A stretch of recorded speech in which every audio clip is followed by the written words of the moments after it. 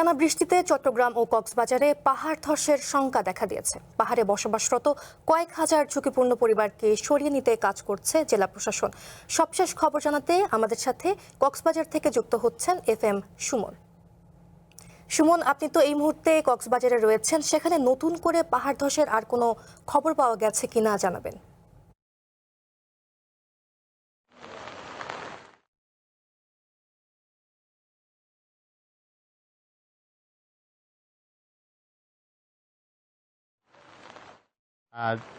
সঙ্গীতা, আপনাকে ধন্যবাদ। আপনি নিশ্চয় জানেন কক্সবাজারে গতকালকে থেকে আমরা দেখেছি গতকাল রাত্রে বৃষ্টিপাত কিছুটা থেমে থেমে অব্যাহত ছিল। আজকে সকাল থেকে কিন্তু আমরা দেখেছি বৃষ্টিপাত আবারও জোর ধারায় হচ্ছে। একটু আগে আমরা দেখেছি খুব বেশি বৃষ্টিপাত ছিল, একটু বৃষ্টিপাত কিছুটা কমেছে এখন।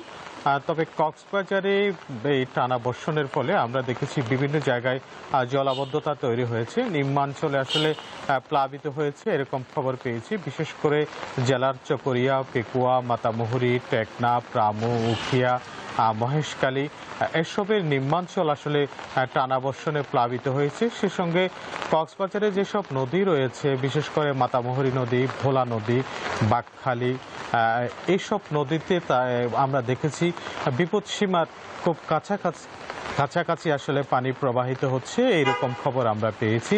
এছাড়া পাহাড় ধসের কথা যদি বলি, আপনি নিশ্চয় জানেন গতকালকেও পাহাড় ধসে কক্সবাজারে একজনের মৃত্যু হয়েছে। এই নিয়ে জেলায় এই পর্যন্ত পাহাড় ধসে মৃতের সংখ্যা গিয়ে দাঁড়ালো 11 জনে। আসলে কক্সবাজারে আমরা যেভাবে দেখছি যে বৃষ্টিপাত অব্যাহত রয়েছে, এভাবে বৃষ্টিপাত অব্যাহত থাকলে কিন্তু নিম্নাঞ্চল আরও বেশি নতুন নতুন করে প্লাবিত হওয়ার সংখ্যা কিন্তু তৈরি হচ্ছে। আমি কথা বলেছিলাম জেলা প্রশাসনের সঙ্গে। জেলা প্রশাসক তিনি বলছেন যে দুর্গত বিশেষ করে ঝুঁকিপূর্ণ এলাকা থেকে যেসব বাসিন্দা আসলে পাহাড়ের পাদদেশে বসবাস করছে এবং কিংবা নিম্নাঞ্চলে বসবাস করছে, তাদেরকে নিরাপদে সরিয়ে নিতে প্রশাসন মাইকিং করছে এবং সচেতন করবার নিয়মিত চেষ্টা কিন্তু তারা চালিয়ে যাচ্ছেন। এছাড়া জেলার বিভিন্ন অঞ্চলে আমি খবর পেয়েছি নিম্নাঞ্চল প্লাবিত হওয়ার সাথে সাথে নিম্নাঞ্চলে যেসব বাড়িঘর ছিল সেই সব বাড়িঘরে পানি উঠেছে, এরকম খবর কিন্তু নিশ্চিত হওয়া গেছে।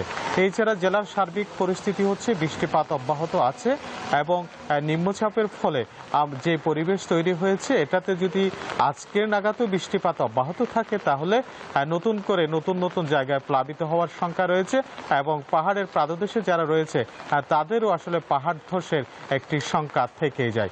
এই ছিল কক্সবাজার থেকে আবহাওয়ার এবং নিম্নচাপের ফলে সৃষ্ট পরিস্থিতির সর্বশেষ। সঙ্গীতা। সুমন, ধন্যবাদ আপনাকে।